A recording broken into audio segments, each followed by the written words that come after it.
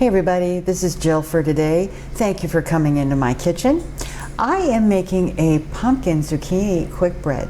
Zucchini, pumpkin, lots of spices. It's so good, and it just gets you ready for autumn, doesn't it? Let's get started.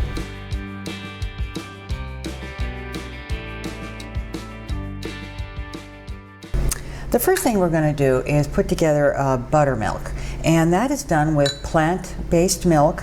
This is soy milk. You can use any plant-based milk you like, and I have a little bit of apple cider vinegar, and I'm going to put that in there. And don't be concerned about the ingredients or the measurements, because I will put that all in that description box down below the video where it says more. And if you just click on that little thing that says more, it's going to bring up the recipe for you. So I've got this well combined in there, and I'm going to let this sit aside for about 5 minutes, and that'll give me time to get other things going, and then we'll be able to put that into the mix. Let's get started with the dry ingredients.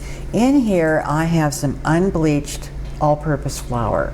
Now, you know, you could use some whole wheat flour in this if you liked. That would be perfectly fine. Maybe or maybe a half a cup substituted out. And now in here, I have baking soda, baking powder, and a little salt, and I'm going to add that. And then I have some wonderful spices. I have cinnamon right there, and I have some ginger, which is right there, and a little bit of nutmeg. And that is going to go in.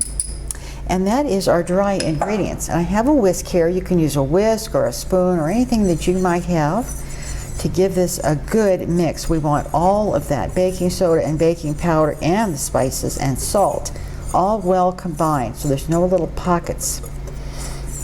And I think that looks pretty nice. It looks like all that is combined. And I wanted to let you know right up front before I started this recipe, there is a lot of construction work going on outside our door, and they do make a lot of noise. So I apologize for that right up front. All right, now in this bowl, we're now going to add a couple of other items.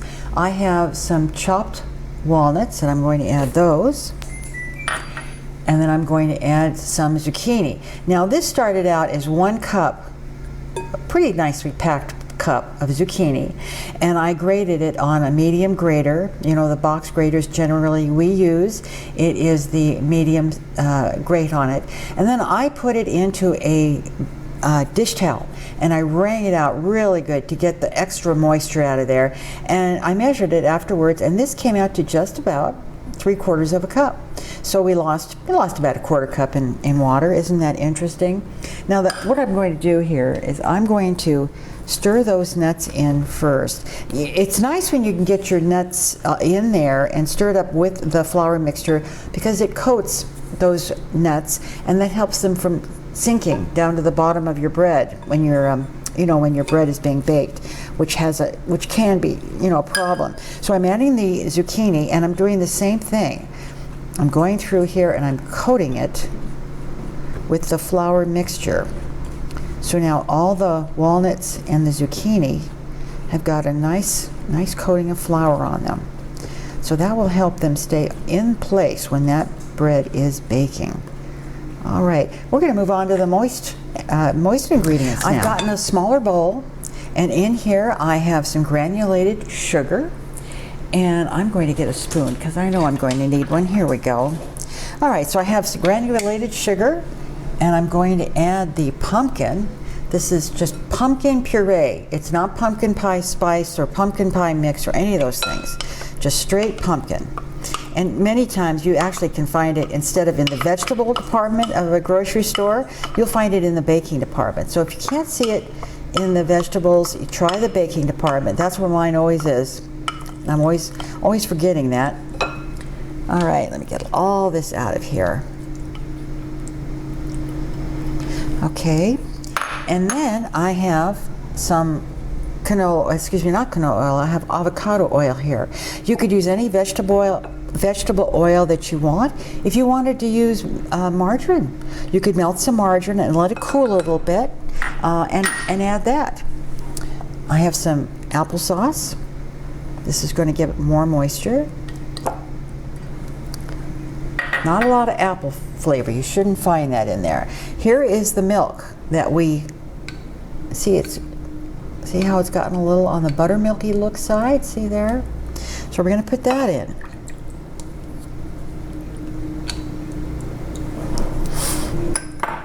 And then finally, we're going to add some vanilla. And I do love vanilla. So that's what we're going to add. And I'm going to set that aside for now. And I'm going to give this a stir. We want this all combined really well.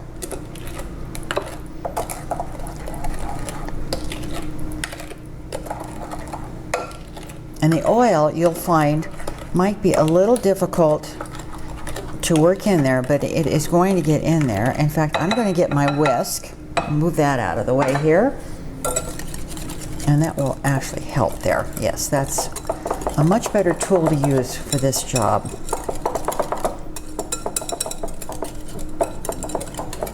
Now we're going to bring those dry ingredients back in.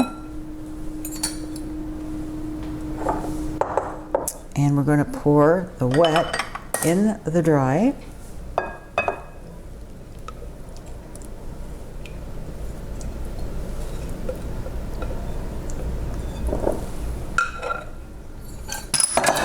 And I'm going to give this a stir and get this.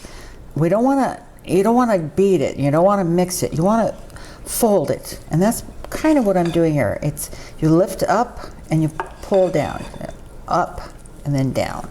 And you turn the bowl about 1/4 turn, and you just keep that action going until it is combined. You want to not see any more flour, and that's just about as far as you want to go. You don't want to mix it past that, because what you're going to do is activate the gluten in there, and it's going to make your bread more tough, and you're not going to get a nice of a rise that you might like. See, now there's no more flour being seen in there. And we're going to get our pan and we're going to put this in there. Now what I have here is I have your standard loaf pan. It's about a 9x5. This happens to be non-stick, but I don't trust it anyway. I give it a really good coat of oil, and which I have done that. I did the avocado oil, and then I use a piece of parchment paper. This will help you just pop that bread out, because these are sweet breads. They tend to stick more.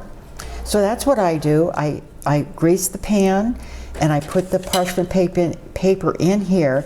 Then I actually oil the parchment paper. And you know, if you don't have parchment paper, that's just fine. Make sure you give it a good oil, and you should be fine. Now because we've activated that baking powder and baking soda, you don't really want to have this sit, because what happens is this is now getting its activation where you're going to get that lift that the eggs would have provided before we started baking without dairy or eggs. Okay, I'm going to get my spatula. We're going to get it all in there. I have my oven preheated at 350 degrees.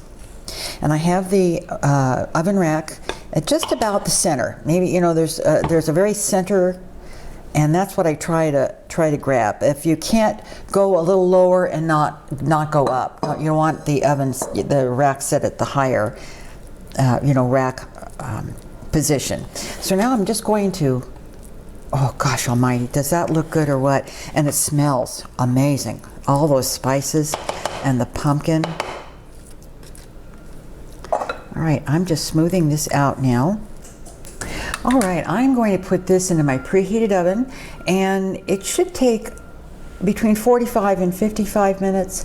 And I would suggest, depending on everyone's ovens, of course they're different, I will be checking mine at the 45-minute point, and to see if it's browned. And I'll also take a toothpick, place it into the center of that bread, and if it comes out, with just some crumbs on it, I know that the bread is done. If I should find that it still has a little wet dough on it, then it's not done and it needs to bake a little more. So I would put it in the oven for another maybe 3 minutes, and I would just keep an eye on it until we find that place where that toothpick comes out and it's clean. So if you're still having problems with it baking all the way through, I would take the toothpick test, still not baked, then give it another 2 or 3 minutes and try it again, because as I said, everyone's ovens are different. So when this is ready to come out of the oven and take it out of the pan, we'll be back. We are back, and I'm telling you what, this place smells like amazing. You can smell all those spices, and you smell that pumpkin. It really kind of does give you a fall thing. So it baked 55 minutes. I checked it at 45 and it was not done. So I kept at it about every 3 minutes. I checked it, but it was pretty, still really not quite cooked. And so I kept checking it, and sure enough, about 55 minutes, that was it. So I took it out of the oven.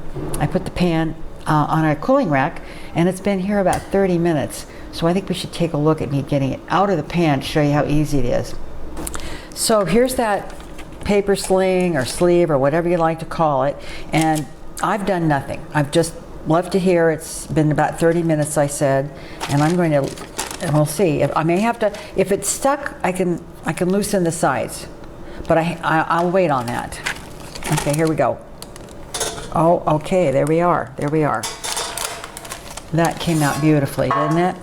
Okay, and then it's just a matter of laying it on one side, pulling it away. There we go. There we go. Okay. Let me bring it up here so you can see it. Isn't it beautiful? Look at all that zucchini. See all that little zucchini studding that? And there's of course all those wonderful walnuts in there. You know, if you wanted to, you could put dried cranberries in here, or you could leave the nuts out, put raisins in it. Well, it's too hot to cut yet. You know, if you cut it too early, it's going to crumble or it's going to, you know, smash down, and you don't want that in anything that you bake. So I'm going to let it cool probably an hour total, and then it'll be cool enough that we can cut it successfully. And that'll be about time for us to have our afternoon coffee. As I was cutting away, I realized I didn't have my microphone on. So I've cut one slice. Let's do one more here. It's cutting beautifully. Oh my goodness. I'm going to leave it there. Hold this up for you. Look how nice is that, huh? All those wonderful nuts, little studs of zucchini in there. Well, my official taster is not feeling too good today, so I'm going to taste it myself. It looks so good. It looks really good. It is really good. Oh my goodness. You know, that zucchini in there really makes it moist, and of course the pumpkin. The texture is wonderful. You know what this is?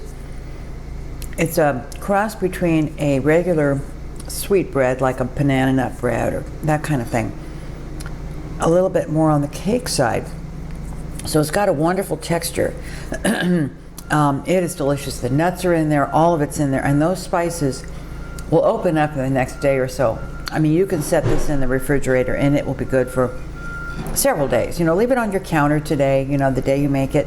But if you're going to keep it around a couple, 3 days, I would store it in the refrigerator. And of course, you can freeze this beautifully. Just wrap it in some foil, freeze it, and then you bring it out when you want to. Anyway, I think this is a great way to start the fall season off, because you have a little bit of summer left with the zucchini in there, and yet that pumpkin is in there too. So I hope you'll give it a try. Recipes down below. Subscribe to my channel, and I'll see you next time. Bye-bye.